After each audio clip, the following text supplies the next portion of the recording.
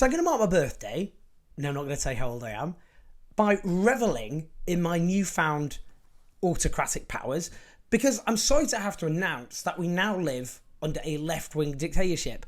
That's right, for those of you who've been dissing me in the comment section, and I'll get to send you to a re-education camp, unless you buckle up your attitudes. So the revelation we're not in fact ruled by a pretty right-wing conservative government. Some of you might have been labouring under that misapprehension, you massive weirdos. That comes in the Daily Telegraph with a very calm and reasoned headline. Britain is now an elite dictatorship where majority opinions are crushed. So writes the silenced and persecuted Alistair Heath, the highly marginalised editor of the Sunday Telegraph. Now, he makes it clear he thinks this elite dictatorship is left-wing, declaring that left-wing activists have taken over the legal profession, our cultural institutions, academia, charities, and even many big companies. Yes, corporate Britain is now run by revolutionary socialists.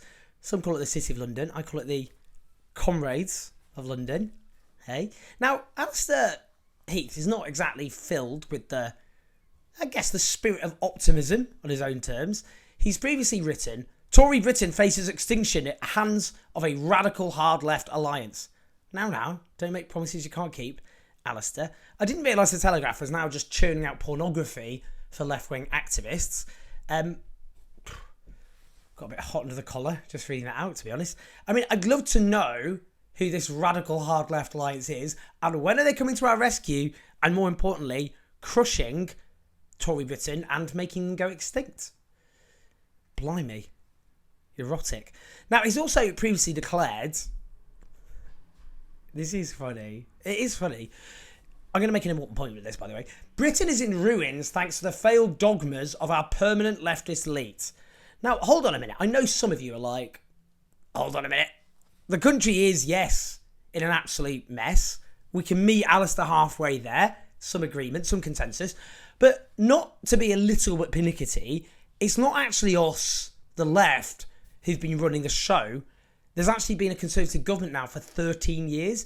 Now, again, don't want to get bogged down in details, but they're the ones who've actually been in charge, passing legislation, doing quite a lot of things which people like Alistair actually say they quite like, slashing public services to roll back the state, a particular fetish of the right, increasing, for example, privatisation of the National Health Service, reducing public sector pay in real terms, attacking workers, trade union rights. I mean, sure, I actually think that they've left the country in a right old mess, but I'm not sure it's because people like me have actually been secretly running the country. I'm a pretty busy guy. I think I'd have noticed if I'd had those all-powerful responsibilities. But anyway, not getting bogged down in mere details. As the saying goes, after all, you can prove anything with facts. Let's not underestimate this guy. I know some of you are already going, come on now. This guy is obviously some sort of joke figure, even if he actually is a very senior media figure with a lot of influence. He's one of the very few, of course, who called Liz Truss, our beloved fallen Prime Minister, right.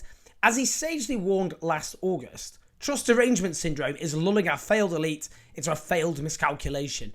The frontrunner's critics are so overwhelmed by irrational fury that they fail to understand her appeal.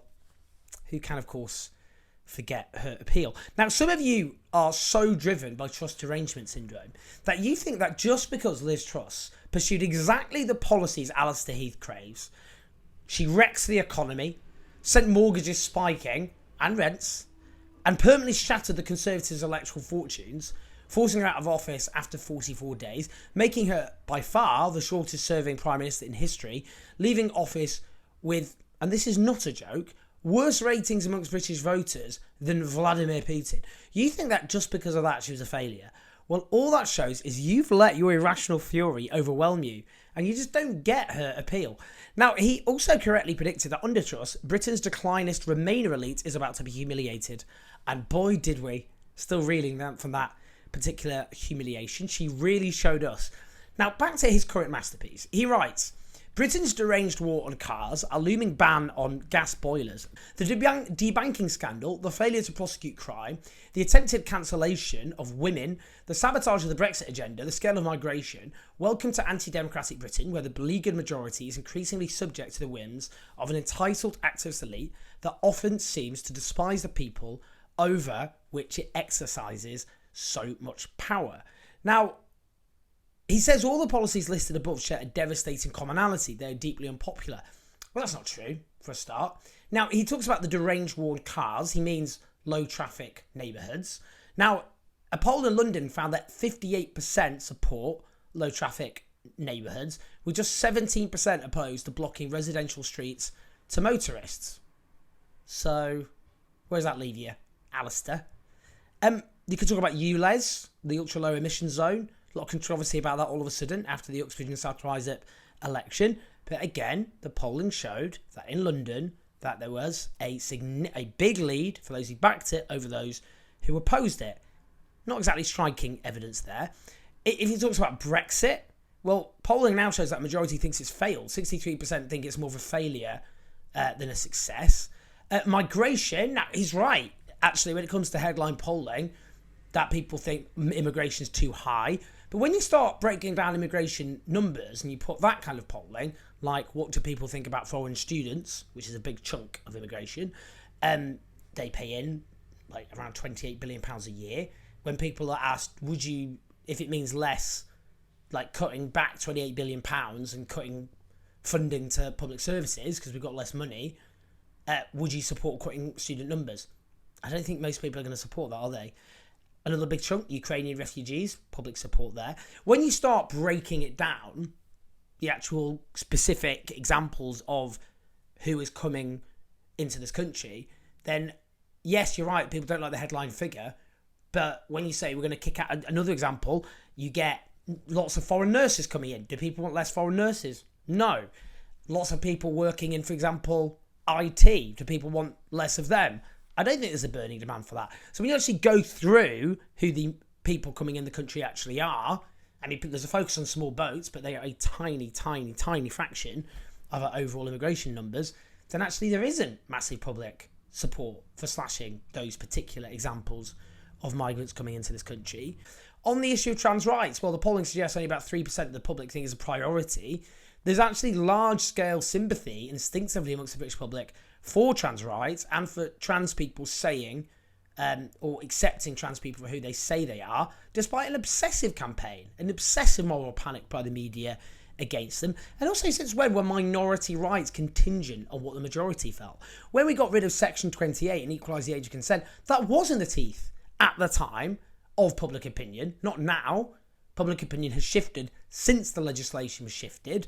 If people were asked now, would you like or support changing the age of consent for gay sex back up to 18 and introducing Section 28, you wouldn't get public support for that. Public attitudes had to change. But when actually, to New Labour's credit, given I say a lot of not exactly very positive things about New Labour, when they changed the law on those issues, it wasn't the face of opposition, because minority rights should not depend on what the majority felt. Otherwise, you could end up with, throughout history, majorities opposing the rights of embattled and persecuted minorities. He cites in the article, he talks about net zero as an example of this dictatorship. Huge public support for net zero. Polling suggests that more than not think the government is doing too little on the environment rather than too much. Now, these are not evidence of a dictatorship. A dictatorship would mean depriving people of their rights. You wouldn't have elections. People wouldn't be able to vote. People like Alistair Heath would be arrested and sent to prison. But instead he's running a newspaper. These people with these massive foghorns, these loudhailers screaming at us about how silenced they are, how persecuted they are, as they edit national newspapers. And this is the phenomenon of the sore winner. These people, tragically, have kept on winning. They've got a Conservative government, have had a Conservative government now for 13 years. He got the Conservative government of his dreams under Liz Truss. It was a catastrophe. We have mostly right-wing newspapers in this country, edited by people like Alistair Heath. You know, this is a country run, dominated, politics, media, by a right-wing establishment. And they're the ones who have been running the show, not people like me. I don't have any power. You know, this idea that the left is secretly pulling the strings is a deranged conspiracy theory. And the reason they're being sore winners is because It's policies, right-wing policies, which have left this country in a state. And they don't want to take responsibility for it. For the fact that this country has become increasingly a relatively poor country compared to other rich countries. Its living standards have fallen. Like in 2010, the average Briton was as well off as the average German. And now the average Briton is about 16% poorer than the average German. Look at our infrastructure. Look at our collapsing public services. I wouldn't want to take responsibility for that. But it is their fault. It is the fault of the Conservatives and the right-wing ecosystem, which has driven this country into its worst relative peacetime state in democratic history. They did this. They are the ones at the scene of the crime who are now coming up with mad conspiracy theories. It wasn't us. Actually, the left are secretly in power. That's why the country's in a mess. That's what they're trying to do. It is preposterous, and they can't get away with it. They have to take responsibility, and we have to hang round their necks the catastrophe that this country has been plunged into forever. It must be told to scare children before they go to bed. What happened when the Conservatives ran this country? The chaos, the misery, the insecurity. That will frighten, or should frighten, future generations to be told, don't let this happen ever again. And that's why they want to deflect responsibility, because they know that's what's going to happen. Anyway, hope you're doing well, Alistair. Looking forward for your new columns. Always a avid reader. Please do subscribe, hit the notification bell so we get all the videos. Do support us on patreon.com/HavenJoes84. I'll see you in a bit.